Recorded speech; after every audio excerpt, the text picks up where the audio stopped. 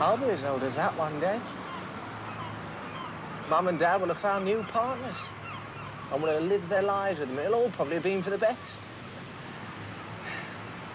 But when I'm old, I know all that. That's the trouble with being young. You have to wait 70 years to discover what you should have known when you were 17. When I'm old, I'll probably be lonely like that old man. It must be terrible to be lonely.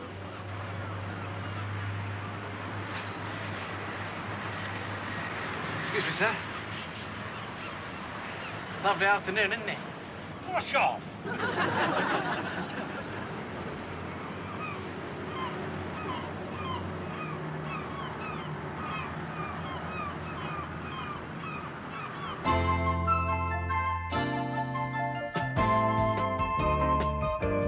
See her everywhere you go. All her merchandise on show. Who's a dirty so-and-so? That Beryl Marston. Beryl Marston. Who wears sandals and kids? Who gets dad to pay the bill? Who would mommy like to kill? That's Beryl Marston. Beryl Marston. Beryl Marston. Beryl Marston.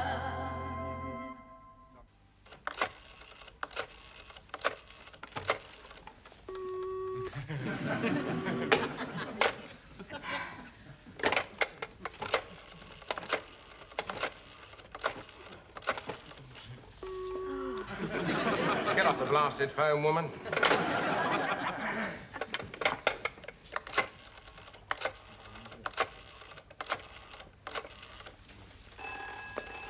Hello. Hello, Is that it's you, me, Georgie. I've been trying to phone you. Yes? Well, I was waiting for you to say why. Why you were trying to phone me. yes, so was I. Look, one of us ought to make a start, so we'll be here all night. All right. All right, what? What do you start?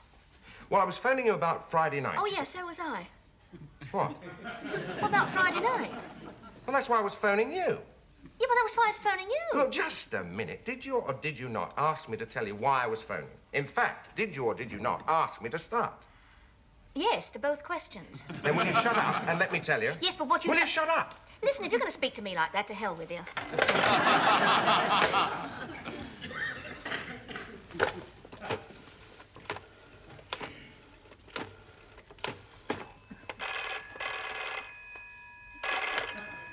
Hello? Hello, Georgie. Look, it's me. Let's make a pact. I'll sit here quietly and patiently while you tell me why you phoned. Are you sitting comfortably? Good. Then I'll begin. I cannot see you on Friday night. End of message. And I cannot see you on Friday night. Over and out.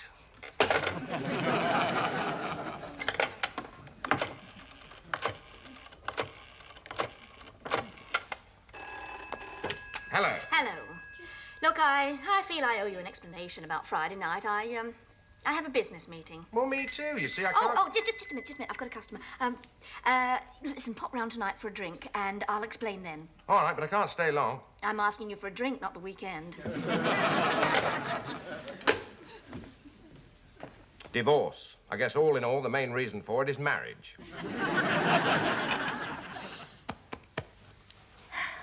That was delicious. Well, I thought you couldn't stay long. Yes, but that was before I knew what you were having for supper. My favourite. Not mine. It was smashing. You know what they say, Mum? It's the way to a man's heart. Phil, you mean all this time, all I had to do to sort out my love life was cook a shepherd's pie? Oh, can I leave the table, Mum? That'll be Fiona Pemberton's mother. She's driving us to the guide's hut. We're having another lecture on self-sufficiency tonight. Are you? Yes, I don't think I'll ever cope with it unless I get some help. Get along. Bye, Dad. Bye, Phil. Bye. Oh, she's just coming. Thanks for giving her a lift. Where did she get that outfit? Bye, darling. From the camp shop. No answer to that, is there? Oh. Isn't there something else she could join? Well, what do you mean? Something with a more attractive uniform. What, a bunny girl? Thanks. Oh, I'll be Mike and the others. See ya. Oh, just a minute, Phil. Where are you going? Oh, thought we'd swagger along the front, beat up a few old guys and snatch a few handbags. Phil, your mother asked you a question. Sorry, Mum. We're going bowling. Then we're all coming back here for coffee. Bye. Oh, and Mum, if you're not doing anything, make some shortbread, will you? All right, I'm coming. The way to a man's heart. Thinking of food, would you like some cheese and biscuits? Oh, thanks. Now, about Friday. Yes, I'm sorry about Friday. You see, No. Ladies first. Well, it's rather exciting, really. You know, I told you the shop was doing very well. There was a write-up about it in one of the trade papers, and a few days later I got a call from a company who runs a chain of similar shops, except they've got branches in Nice, Paris, L.A. They obviously don't sell the type of gear that goes down well in Scunthorpe. Anyway, the managing director, K.J. Baghot, he's going to be in Brighton on Friday and wants to meet me for drinks, so I've asked him here. Ask him here. It's a bit dodgy, isn't it? Well, hardly think the managing director of an international company is going to be a rapist. Well, you never know. I mean, what did Bluebeard do for a living? Well, he may be very attractive, in which case we'll mix business with pleasure. He might be fat and bald with smelly feet. Well, we'll just have to wait and see, won't we? Either way, it's really none of your business, Jerry. Yes, but No buts, Jerry, no. We've got to really start living our own lives. I mean, this is ridiculous. I didn't ask you to leave, remember? You left. I see. Beryl made my bed. Now I've got to lie on it. I know. I was the one who was unfaithful. Well, to do you justice, you never denied it. And you weren't? Oh, you know I wasn't. Ever? No. That's my go. How would you like a punch on the nose? Not much. Yes, you're probably right. We should start living our own lives. Well, what you want, isn't it? Yes. Well, half the time I do. I suppose I don't really know what I want. I do. You want to go back to the way it was before I found out? Ah, Georgie, you just summed up the secret desires of half the human race. The male half. And what are you doing Friday night? Oh, I'm going to the Carlton for supper with Edith Marshall. Oh, you really do pick 'em, don't you, Jerry? Beryl, Edith. What's the next one going to be called? Murgatroyd? Nothing like that. It's business. Podge Bear. Jerry, come on. The days are long past when you had to explain to me why you were late home from the office. But I hope when you get married again, you come up with a better excuse than Podge Bear. Where have you been for the last few years? You must have heard Podge Bear. He wears a funny little hat and rides a scooter.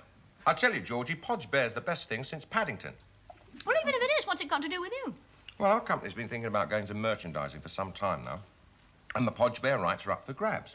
I sent Edith Marshall, the creator, a breakdown of how we'd handle the account. Now, fortunately, she's coming over from Switzerland for the Children's Book Fair, which is being held in Brighton this year. She obviously liked my ideas because we're getting together on Friday night. Oh, well, Edith Marshall. Sounds like everybody's idea of a granny. On the other hand, she might be a stunning blonde with blue eyes and legs right up to her. Yes, well... Look, I'll give you a toast, Jerry. Living our own lives. There we are, then. Our own lives.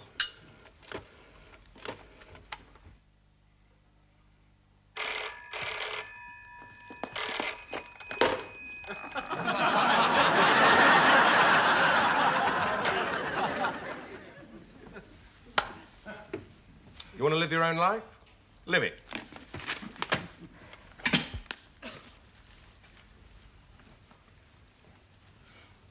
Oh, Mum, I forgot to tell you. There's a postcard from Harvey's second post. Oh, lovely. Oh. Having a so-so time, going abroad would be delightful if it weren't for the foreigners. Oh, he is a fool. Ah. Now, Jane, haven't you got some homework to do? Well, some. Well, shouldn't you go and do it? It's after 7:30. Oh, all right. I asked you, explain in 500 words why you like Thomas Hardy. I could do it in 2. I don't. Phil, put these out for me, will you now? OK. By the way, Dad hasn't phoned, has he? No? Were you expecting him to? Oh, no. Just, sort of wondered if he might have phoned while I was out. Hasn't been popping in like he usually does the last few days, has he? No. Now, come to think of it, don't suppose he has, really. I think you would have noticed. Yes. Anyway, I expect he'll be over on Sunday to take you and Jane out, as usual. Oh, what you drawing? Oh, I was trying to imagine the chap who's coming for drinks tonight. K.J. Baghot. Is that how you imagined him? No, I rather thought he'd be tall and thin and look a bit like Robert Redford. But with my luck, you're probably right. He's probably speeding towards us at this moment. Well, if it looks like that, he needn't bother. Driving a Daimler Jag.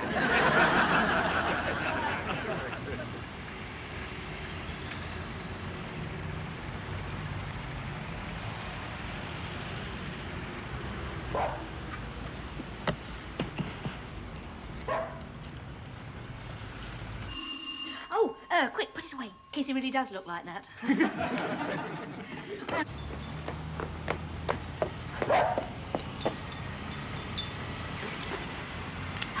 Hello? Georgina Bodley? Yes? Oh, hello there. I'm Kay Baghot. You're Kay Baghot? Oh, hello. Won't you come in? Give me a coat. Scarf? Thank you. We're just in here. Phil, this is K.J. Baghot. You're not a man. You notice.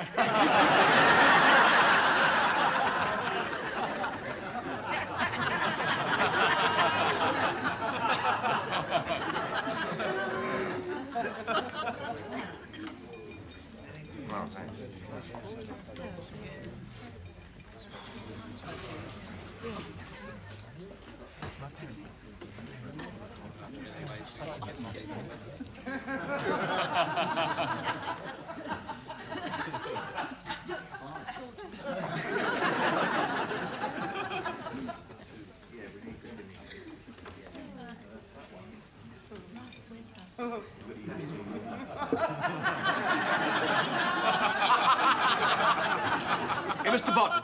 Oh, yes. How do you do? I'm Edith Marshall. Yes,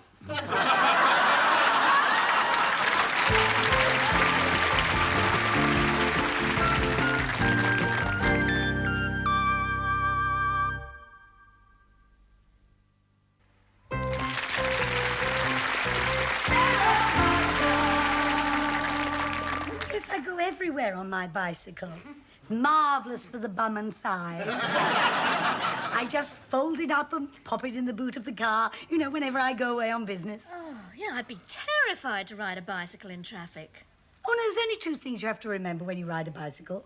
First, you do this, and then if that fails, you do this.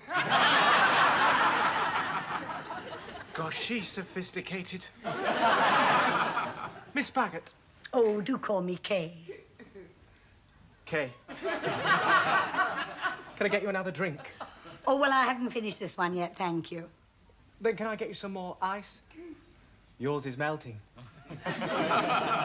Yes, thank you. You know, this was meant to be a quiet discussion about business, not a Gentile equivalent of a bar mitzvah. Oh, it's my favourite part of it. People's faces when I say I am Edith Marshall almost makes writing about that querulous, stodgy little bear worthwhile. You know, the extraordinary was I based Podge on Sir Geoffrey Howe. As a bear, he turned out likeable. Since I wrote you, I've been doing some more work on. Yeah, I'm sure you have, my dear boy, but have a care, because all work and no play won't only make you a dull boy, it could also make your wife a wealthy widow. Are you married? Divorced. Ah, wise man. I take it you disapprove of marriage. Disapprove it? Of course I don't. I've been married 4 times. 4 times? It's almost a hobby. It's damn sight more expensive than collecting beer, Matt. But a lot more fun. Yeah. The ladies, God bless them. I hope that's as you like it. Yes, thank you. Good. You were saying? Yes, the Margaret Thatcher coat hanger. Yeah. Yes, and another big seller has been an Irish mug with the handle on the inside. You're kidding. No, it's true. I'd never dare try to sell that in New York. No, Phil, Phil, you're crowding, Mrs. Baggot. Kay. I'm sorry, Kay.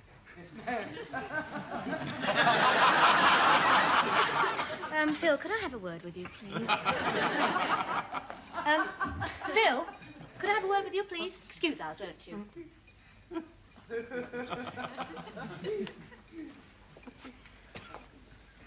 Phil, Mrs. Baggot has come...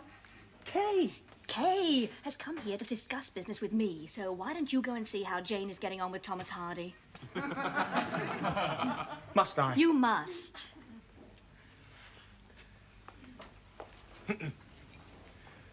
I have to go now, Kay. But if you need anything, I won't be far away. Thank you. That's very reassuring. Yeah, well, goodbye. Goodbye. Just think, if this was a Somerset Maugham novel instead of real life, she could be the older woman who teaches me everything. Oh, you've made a tremendous impression on my son. Oh, if I was only half as glamorous as he thinks I am now, and could be half as passé as he's going to think I am when he's about 5 years older. Oh, I can't imagine you lacking in admirers now or in 5 years' time. Oh, thank you, but it's a case of gather ye rosebuds while ye may, before old Father Time infects them with green fly. Men have been the bane of my life since I was about 16. But frankly, I find them harder to give up than cigarettes. Oh, no, thank you. Well, as there's no sign of Mr. Bodley, I take it that you are either widowed or divorced. Divorced. I don't intend to get married again. Why ever not? Getting married's such fun. It's the bit between that and getting divorced that bores me to death. And then just as things were at a pretty low ebb between us, I met Beryl and, well, you know. Oh, I do. I do indeed, and to my cost. I suppose we should really be talking about Podge Bear. Oh, no, there's plenty of time for that over dinner. Waiter, 2 more drinks, please. My son says that most marriages break up because of sex or home decorating. Yes, all I can say is Beryl must have excellent taste in wallpaper. Anyone who says that sex isn't important hasn't given enough serious thought to the alternatives. I'm going to get you another drink. Small one. Yes. I'm sorry, I've just been pouring out all my troubles to you tonight instead of talking about my shop. Well, I'm going to be in Brighton till Monday. There's plenty of time to discuss business. Oh, you've made a wonderful success of your company. Yes. Every time I lost a husband, I gained a shop. I'm not sure it was a fair swap. Still, life can't be all beer and Skittles, can it? True. What exactly are Skittles? What? Skittles? I've never really known what they are. Do you really need to know? Yes. I'm gonna look it up. Now, as I'm always quoting to my children, knowledge is the only instrument of production that is not subject to diminishing returns. Beg your pardon? Knowledge is the only... No, I heard you say it. What does it mean? Oh, I've got no idea, but it sounds good. Oh, here we are, here. Now, Skittles is a game played with 9 pins, blah, blah, blah. Oh, look at that. Originally, they were called kittle pins. Good heavens.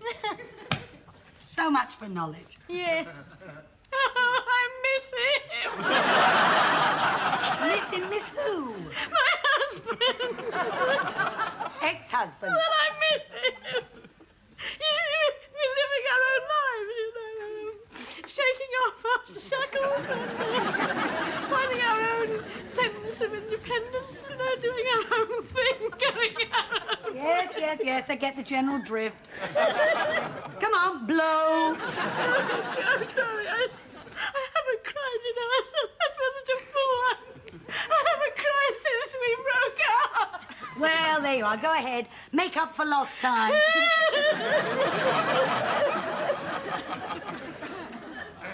I haven't seen her for 4 days now.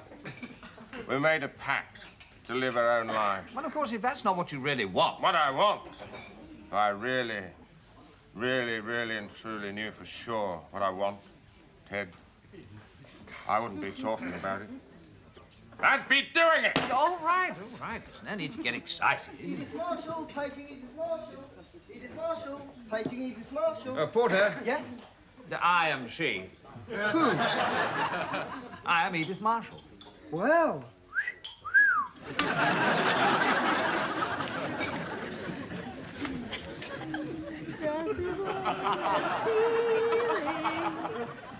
I wish I never met you, boy. You'll never come again to feel. Mrs. Bagheart Kay, I'm very sorry. I think that last string went to my head. Oh, let's hope Mafeking is about to be relieved.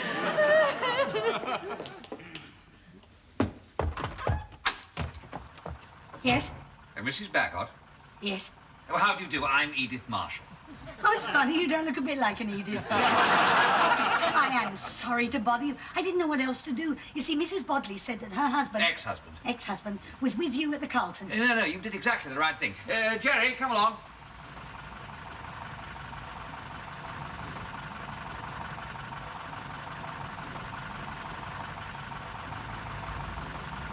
I'm afraid I was unable to prevent him picking some flowers from the Pavilion Gardens. Oh. How do you do, Mr. Bodley? I'm Kay Baggot. Hello. No, I am not a man. Look, can I give you a lift anywhere? I tell the taxi to wait. Oh, thank you very much. I'll get my coat. Let me. Oh, thank you.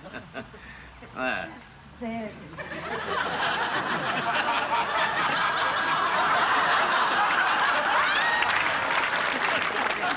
Goodbye, Georgie. I'll call you in the morning. Oh, goodbye, Jerry, and I'll call you in the morning. Bye. By the way, are you doing anything for dinner tonight? Well, as a matter of fact, no. Well, you are now. Driver, we're just coming. Here I go again. Nothing. I do hope the driver won't mind having a bicycle in his boot. I'm sure he's very broad-minded. Georgie. Georgie. Georgie!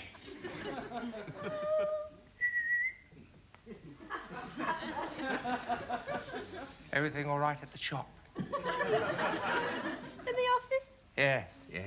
Fine.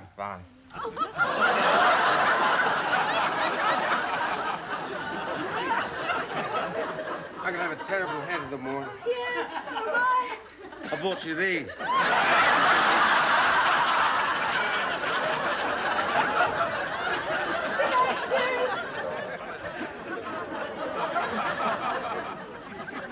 I wonder if the Prince Regent had all this trouble with Mrs. Fitzherbert.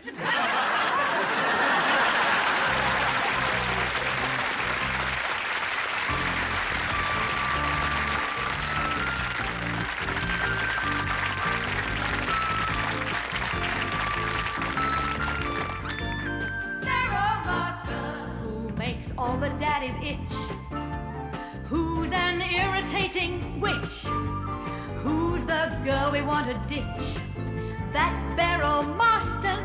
Beryl Marston. The Beryls of this world are always with us. They'll pounce on any unsuspecting chap. And if you leave him even for a weekend, you'll find a Beryl sitting on his lap. Who thinks love is just a lark? Who's got morals like a shark? Who's as old as Noah's Ark? That Beryl Marston.